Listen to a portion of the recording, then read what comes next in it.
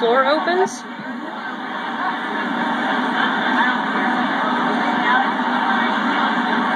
Please welcome to the Republican Party, former Democratic Congressman Artur Davis.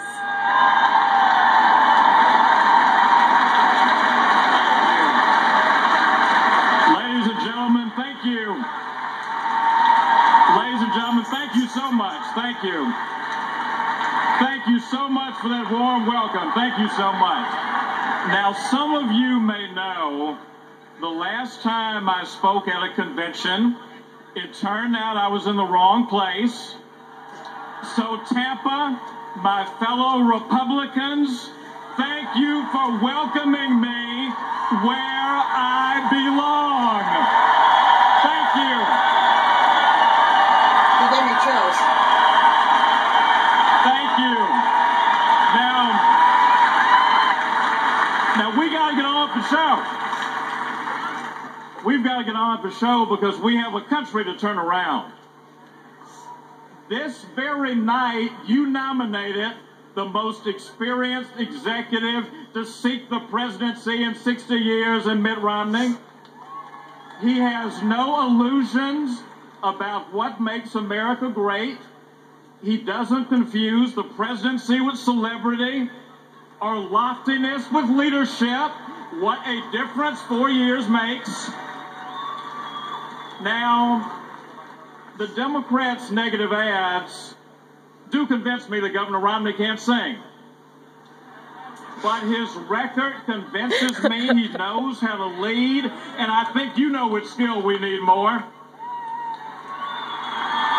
Now, America is a land of second chances.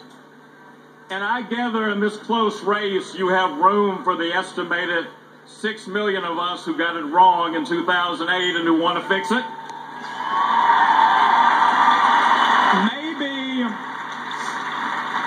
Maybe we should have known that night in Denver that things that began with styrofoam, Greek columns, and artificial smoke typically don't end well.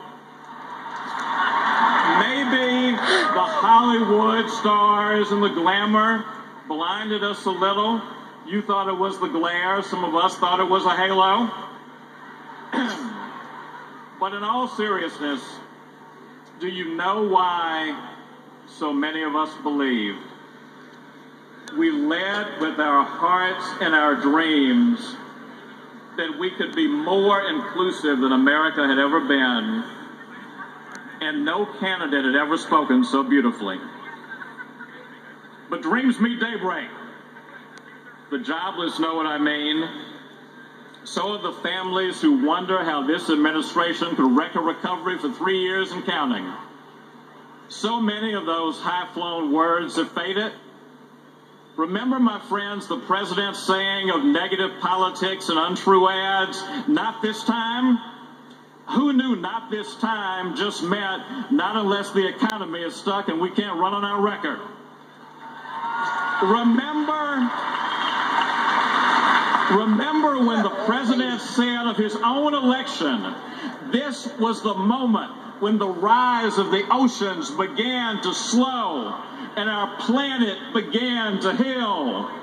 Who knew the plain English version of it was, middle America, get ready to shell out $60 to fill up your car.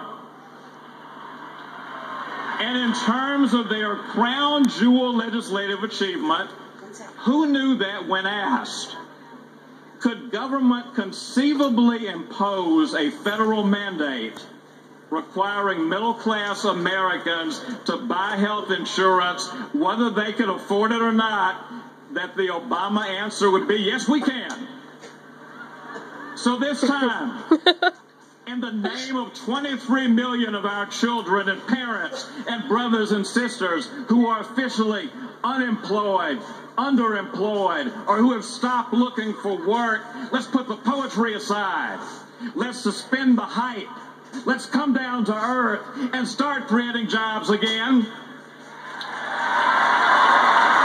This time, instead of moving oceans and healing planets, let's pay our bills down and pay down the debt on on that wall so we control our own future. And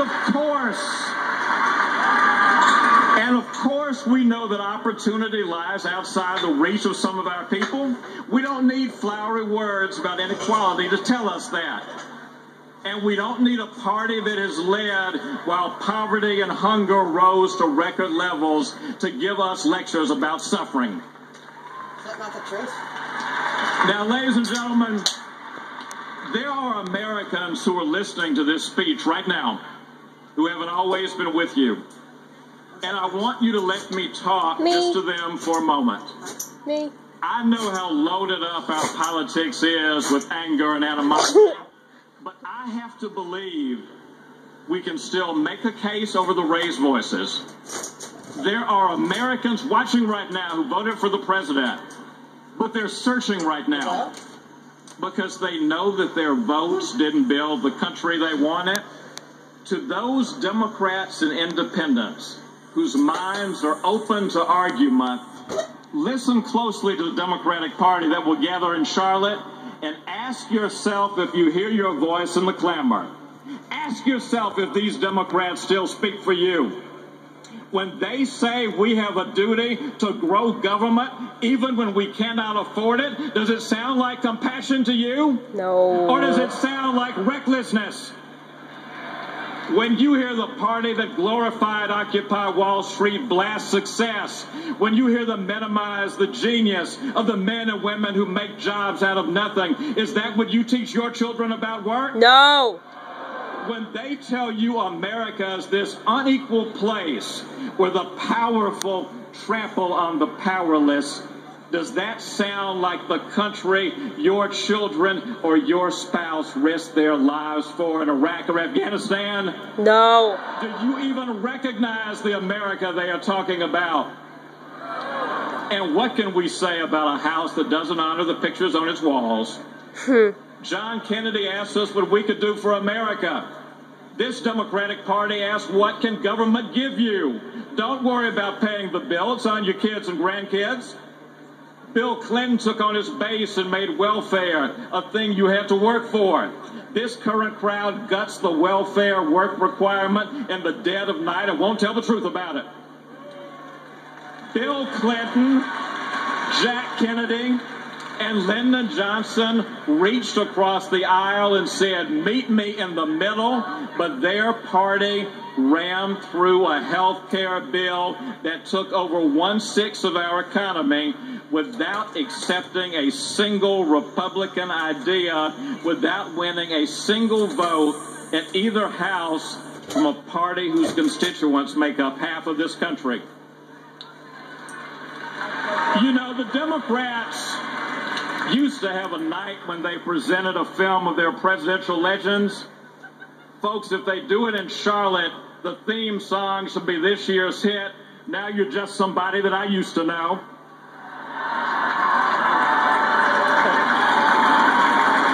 My fellow Americans, when great athletes falter, their coaches sometimes whisper to them, remember who you are. It's a call to their greatness at a moment when their bodies and spirit are too sapped to remember their strength. This sweet, blessed, God-inspired place called America is a champion that has absorbed some blows. But we bend, we do not break.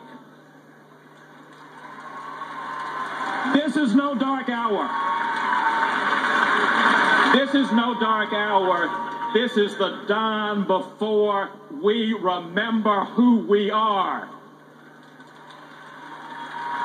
So may it be said of this time in our history, 2008 to 2011, lesson learned.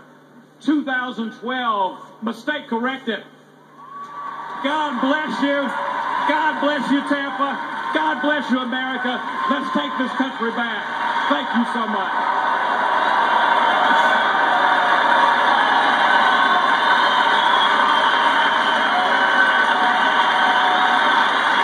Representing the Palmetto